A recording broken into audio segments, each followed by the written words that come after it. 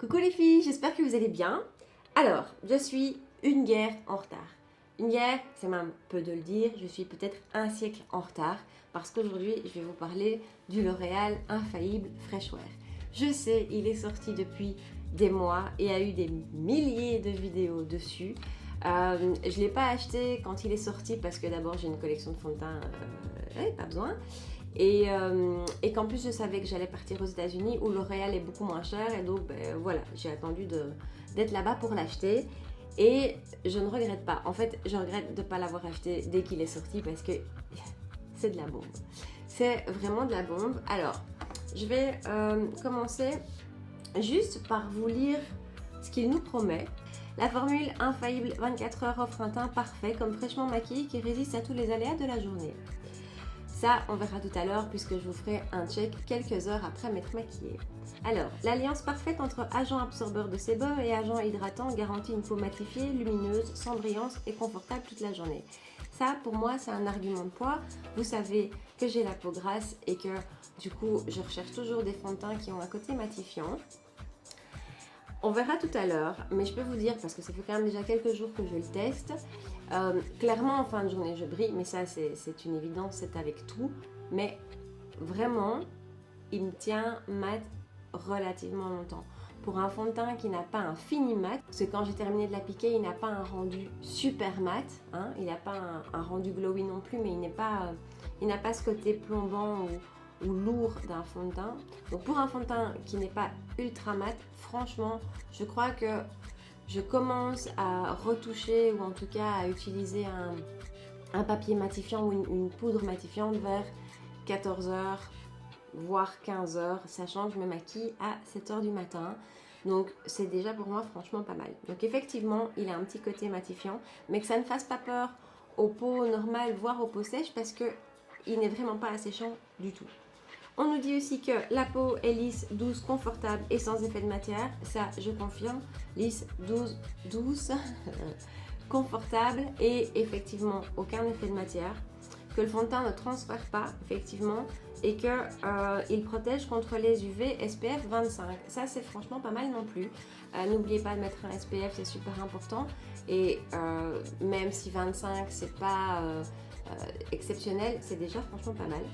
Et petite info en plus, il y a 29 teintes. Et ça, je trouve ça génial.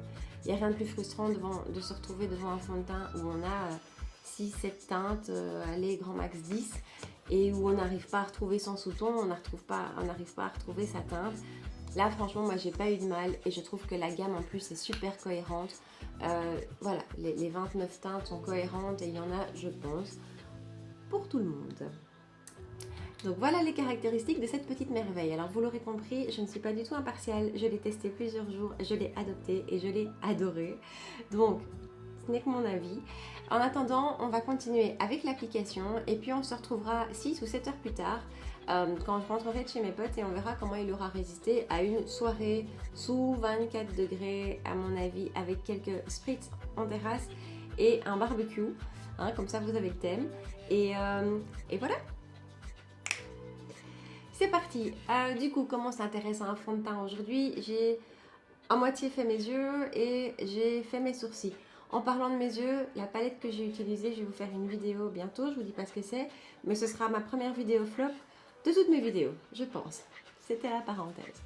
Alors, on va commencer avec le primer. Je vais utiliser un primer qui n'est pas forcément mon primer favori, qui n'est pas forcément mon plus matifiant ni quoi que ce soit, mais par contre qui est celui avec lequel ça marche toujours.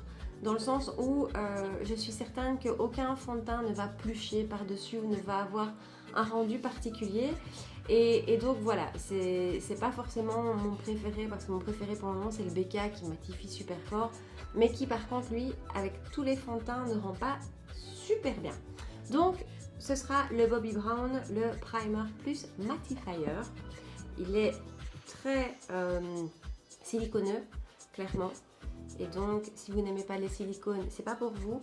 Mais clairement, quand on cherche un primer matifiant, c'est difficile d'en trouver un sans silicone.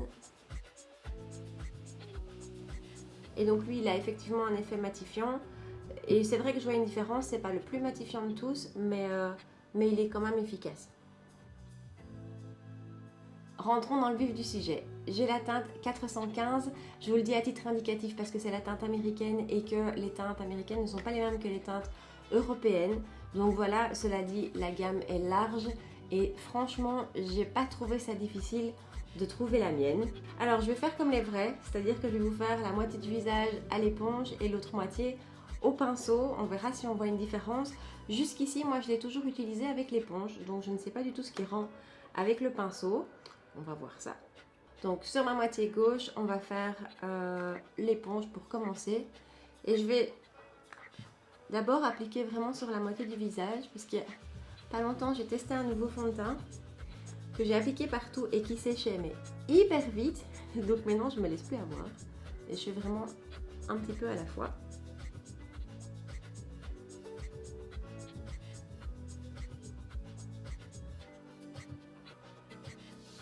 Il a un rendu.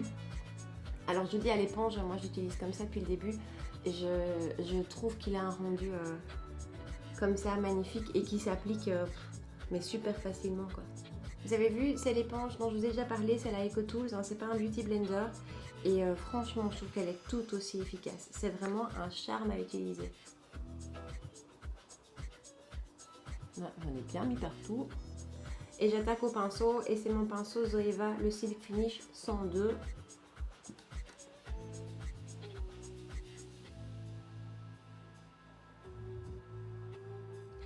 Voilà pour l'application qui se fait super facilement et super rapidement. C'est vraiment pas un fond de teint qu'il faut travailler, retravailler. On dirait vraiment que la peau l'absorbe tout de suite. C'est assez particulier et à ce niveau-là, je trouve que il rivalise franchement avec des fonds de teint de grandes marques ou de luxe sans aucune gêne quoi. Vraiment, je suis super étonnée. Alors, niveau rendu, éponge versus pinceau. En fait, première fois, je vous ai dit que je l'utilisais avec le pinceau et il y a clairement une différence. Clairement, il y a beaucoup plus de couvrance avec le pinceau. Ici, au Beauty Blender, je ne sais pas si vous le voyez, mais on voit encore clairement mes taches de rousseur, mes taches de soleil. Ce qui ne me dérange pas, hein, mais je veux dire, la couvrance est moyenne. Ici, elle est nettement plus elle est nettement plus forte. On va dire ça comme ça. Alors, on en a fini avec l'application et avec le fond de teint pour l'instant, puisqu'on va essayer quand même de faire une revue super complète dessus. Donc, on va vite continuer le make-up. Le anti-cerne du jour, ce sera le Power Fabric de Armani. Alors, je vous en ai pas encore parlé. Je l'ai depuis pas trop longtemps et je l'adore. Donc, si vous voulez une revue sur le fond de teint et l'anti-cerne Power Fabric, franchement avec plaisir. Dites-moi si ça vous intéresse, mais c'est de la bombe en fait. Hein. Donc, il s'applique super facilement, il est hydratant, mais en même temps, il file pas dans les plis, il ne crise pas, il a un super beau rendu, il est magnifique. Je l'applique au pinceau et puis après, je viens juste repasser l'éponge par-dessus pour vraiment fondre à la peau.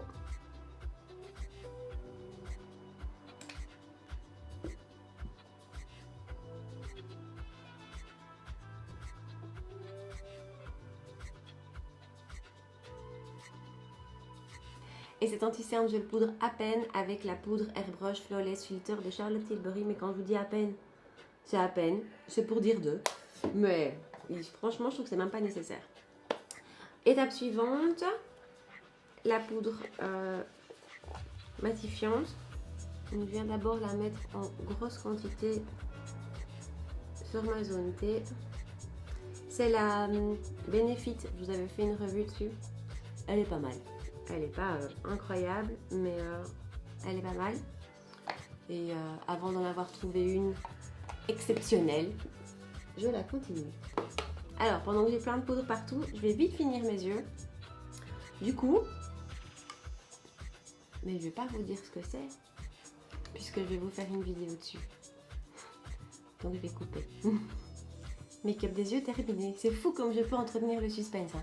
Mais je veux vraiment vous garder une vidéo là-dessus. J'ai fait 4 make-up avec cette palette et...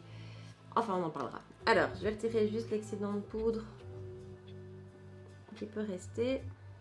petite parenthèse, vous vous en rendez peut-être pas compte, mais j'ai les pores hyper bien floutés. Hein. Avec le fond de teint et la poudre par-dessus, c'est vraiment parfait. On va vite terminer le look avec un bronzer. Et là, ça va être le Sweetie Pie de Too Faced.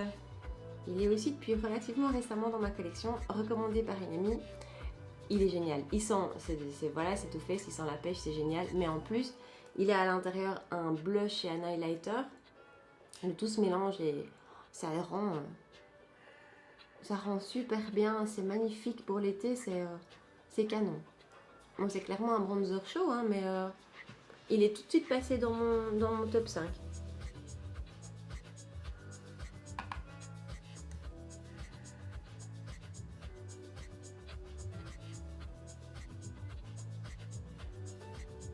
Un petit coup de blush. Et aujourd'hui, je vais prendre le Too Faced Papa Don't Preach, qui est un super joli pêche hyper lumineux. Franchement, avec ce combo bronzer et blush, il y a plus besoin d'highlighter. Et d'ailleurs, du coup, je crois que je ne vais pas en mettre. Allez, je vais juste en mettre sur le bout du nez. Spray de fixation, le D-Slick de Urban Decay.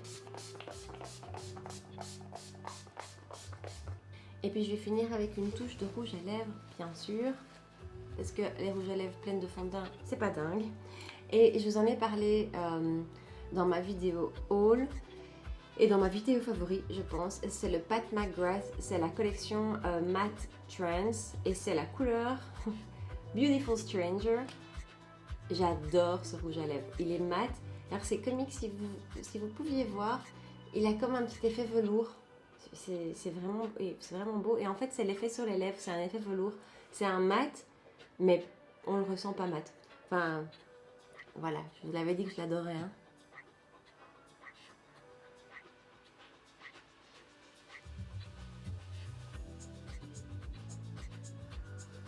Voilà pour le look avant de partir chez mes potes. Alors, niveau points, parce qu'on va lui donner des points à ce petit fond de teint. J'ai établi une petite liste de 6 critères que je vais essayer de reprendre à chaque fond de teint que je vais tester et dont je vais vous faire une vidéo. Et qui va peut-être nous permettre de pouvoir les comparer, en tout cas de mon point de vue. Alors pour moi, le premier point, ça va être la couvrance. Alors pas que ce soit un point négatif ou pas négatif, parce que bon, parfois on recherche un fond de teint pas couvrant. Mais pour moi, celui-ci, si je dois lui donner une cote sur 5, je vais... c'est comique parce que si je dois compter au Beauty Blender, ça va être moins qu'au pinceau, mais je vais lui mettre un bon 3,5. Un bon 3,5 de couvrance parce que franchement, de ce côté-ci, il m'a vraiment fait un teint super unifié et super couvert. Et c'est pas mal. Et en même temps, ça reste naturel. Donc voilà mon avis pour la couvrance. Ensuite, point 2. Point 2 dont je voulais parler avec vous, c'est le confort. Parce que ça, c'est quand même super important. Et d'un fond de teint à l'autre, c'est très différent. Vous avez sûrement toutes déjà testé ces fonds de teint que vous sentez sur la peau et qui donnent cet effet masque, qui peuvent tirailler, enfin, voilà. Il y a aussi ces fonds de teint trop gras où on sent qu'on fond tout de suite. C'est un inconfort aussi. Et donc, celui-ci, par contre, au niveau confort, sur 5, je vais vous dire 5 parce que je ne le sens pas. J'ai l'impression de rien porter du tout. J'en ai testé un nouveau, là, je vous disais, il y a quelques jours, qui est super chouette. Je vous ferai peut-être une vidéo dessus aussi. Mais que je sens, hein, je le sens. Alors, c'est pas inconfortable, mais je le sens. Ici, je le sens pas. Donc, confort, top. Choix de teinte, il y en a 29. Je trouve que pour un fond de teint de moyen prix, c'est vraiment super correct. Donc ça, franchement, niveau teinte, 5 sur 5 aussi. C'est rare d'en avoir autant. Rapport quantité-prix. Alors, il se vend chez nous au prix plus ou moins de 18 € pour une quantité de 30 ml. J'ai envie de dire c'est pas cher parce que j'aime et j'ai beaucoup de fonds de teint de pseudo marques de luxe type Lancôme et compagnie qui eux sont beaucoup plus chers.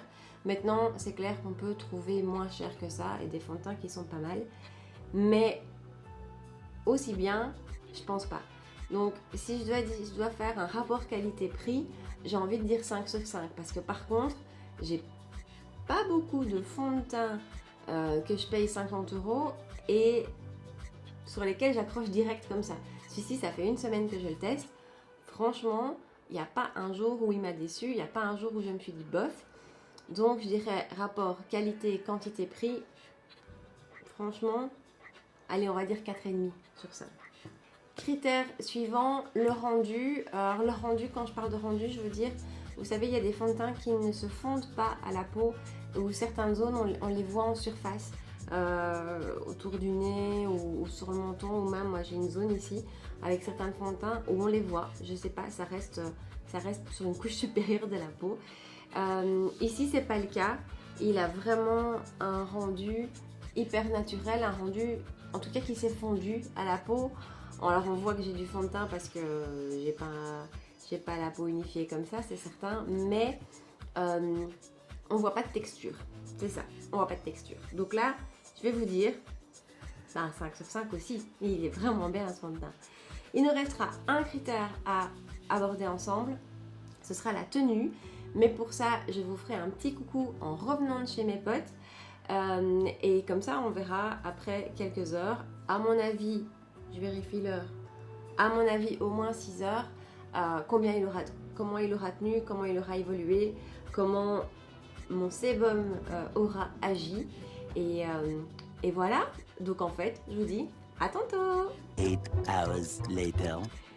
Hey, donc nous voilà 8 heures plus tard. Je ne m'attendais pas à ce que le check soit fait aussi longtemps après. J'ai appliqué le fond de teint vers 17 h à peu près et il est 1h30 du matin et donc on est, oui, à plus de 8 heures plus tard.